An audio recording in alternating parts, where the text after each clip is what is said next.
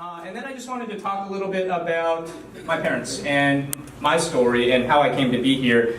My parents came here in 1972 to study. They came here on a student visa. They studied at Brown University. My mom was a chemistry doctorate. My dad was a mechanical engineering doctorate. They decided to stay. In the course of that process, they had myself and my brother. They decided to stay on an H-1B visa and work here in California. And then they were naturalized in 1982, is that right? 1982 as citizens. And so my brother's a doctor. He's the one who's actually useful in our family. But I think it's fair to say that my parents, our family, is, like all of us here, the embodiment of the American dream. And I think that is what I feel like is under attack right now.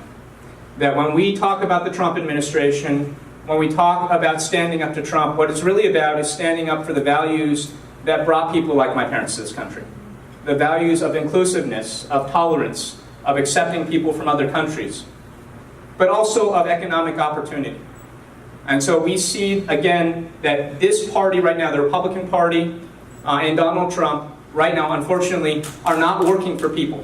They're working for the wealthiest Americans. They're working for corporations, for investors. They're trying to get rid of that economic mobility, social mobility, the ability to work hard and make a life for yourself, your children, your grandchildren. That's what America's always stood for. That's why people like my parents always came to this country. That's our story.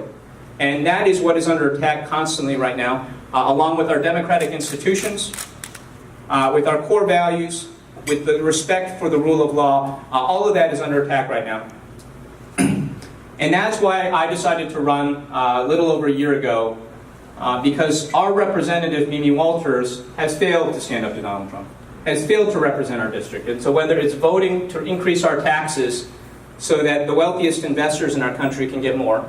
And by the way, a third of those investors don't even live in the United States. They're in places like China, Germany, England. She has betrayed us time and time again.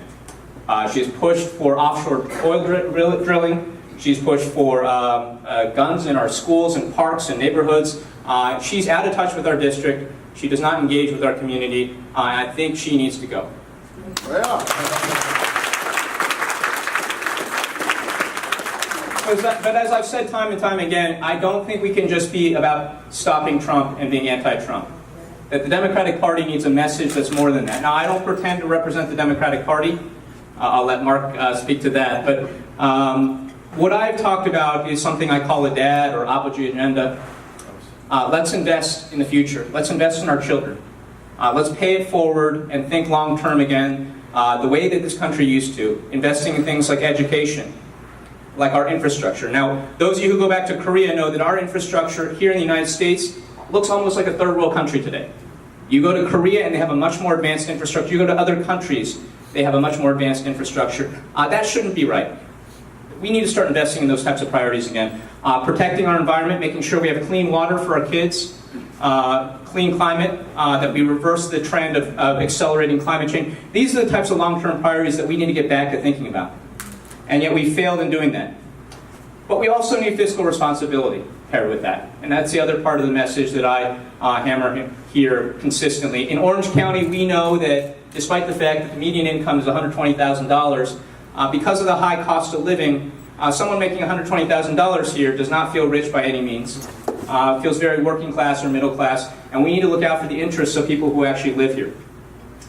Now, that's our agenda. Now, we've obviously gotten a lot of momentum, but I want to talk a little bit about this election and what it means to be Korean American and Korean American Democrat. Because this election is going to be critical this cycle. This June primary that we have coming up in 30 days, the November election after that, are going to be the subject of national and international attention. National because on the American side, this seat is one of the most important seats in the country. It will decide whether or not Democrats take control of the House, whether or not there is any accountability put onto Donald Trump and his extreme agenda, whether or not we reestablish the rule of law and start protecting our democratic institutions like a free press or the right to trial or things like that. Because as the New York Times and a number of other national publications have noted, this district is the bellwether. It is the seat that is going to decide whether or not Democrats control Congress or not. It is that important. So we've already been the subject of numerous profiles in the national media, and that's going to continue being the case going forward. At the same time, this is also important on the Korean American side, which is to say that we, as I think we all know in this room, we as a Korean American community have 0 representatives in Congress right now. We've had one, historically, a Republican named Jay Kim, who had to resign due to some scandals with finance. I promise you that will not happen to me. But this is important, and not just important for putting someone up there.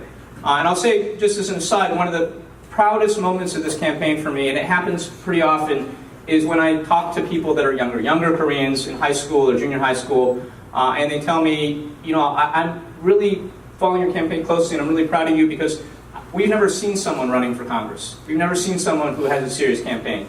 And that's not the reason I was running, but it's important as well because we don't have those role models in place. But it's also important because we don't have a representation for Korean issues in our country. So when Lindsey Graham, the senator from South Carolina, goes out and says, as he did about 6 months ago, that I don't care what happens in Korea if we have a war over there, because if several million people die over there, that's better than anyone dying here. That's unacceptable. That we as a Korean American community need to stand up for ourselves, but we don't have anyone other than folks like Mark Takano, who are our allies, going out there and advocating for Korean interests, Korean lives, and that needs to end as well. So we have a whole litany of issues that I think are important for our community, whether they're immigration, as Suki talked about, and John talked about, whether they're education, which we know is important, whether it's just simply advocating for our interests at a local and national level, that's important. And what I'll tell you is that I take seriously the obligation and responsibilities that will come with being the first Korean American Democrat in Congress. I know that I have a role to play in representing the constituents of this district, but I also understand that I have to play the bigger role of being the standard bearer for the Korean American community, by necessity being a Korean American, of trying to advance our national and international interests, and that is something I will not take lightly or abandon. So with that, I guess I just say again that going back to the idea of the importance of this race, this is critical. Normally, a Korean American vote, Korean American dollars in Orange County do not matter, right?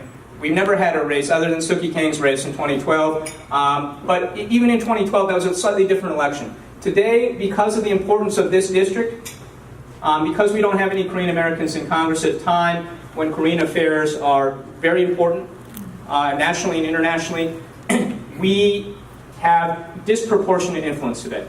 That your vote matters more today than it does if you were in South Carolina, if you were in Mississippi, if you were in Iowa. Orange County is important. California's 45th Congressional District is important. And the Korean votes in this district are critically important. We need you to come out for us, because if we don't have you come out, we could lose. If we can get Korean votes out, if we can get your friends and neighbors to come out, if you can get your money and to donate to us, we will win this race. As Congressman Takano referred to, we have a ton of momentum right now. We are one of 3 challengers in the state of California to pick up the Democratic Party's endorsement in any of these contested races. We have been endorsed by the New Democrats, a group of business-friendly Democrats in Congress, but also by the labor unions. And in fact, we are one of only 2 campaigns in California in these contested races that received the endorsement of the California Labor Federation. We have support locally. I believe at this point we're the only campaign in this race with support from elected local officials, like whether it's Mark Takano, or whether it's Alan Lowenthal, or Linda Sanchez, or Lou Correa. We have a lot of momentum right now, but on the other hand, we're facing a tough primary. We should win, but we just found out earlier this week that an outside dark money super PAC is going to spend about $300,000 against my campaign. So we are in a mode right now where we need all your help. We need you calling people, as Congressman Takano suggested. If you're willing to help us out with contributions, we need that. But we need all your help. I think as a community, if we come together, we'll win this. We'll put a Korean American in Congress. In fact, the prominent Cook Political Report, which is considered like the Bible of congressional politics, just finally came out with this analysis of our race earlier this week. And what they said was exactly what we've been saying for months and months. Our campaign can win. We pose a strong challenge to the incumbent Mimi Walters, and we're the only Democratic campaign that can win. And so we need your help to get there. We need to get through this primary. So thank you very much for coming out today. Appreciate your support.